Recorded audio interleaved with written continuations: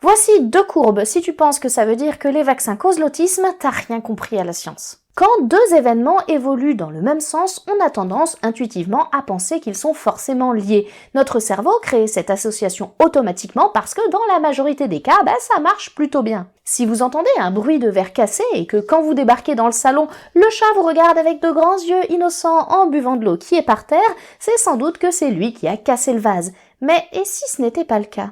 Déterminer qu'il y a une corrélation, c'est plutôt facile. On regarde des courbes, des chiffres et on note qu'une variation est similaire entre 2 variables différentes. Mais ce n'est pas suffisant, encore faut-il démontrer que l'un des événements a entraîné l'autre. Et ça, c'est beaucoup plus difficile parce qu'on ne peut jamais vraiment être sûr de cela.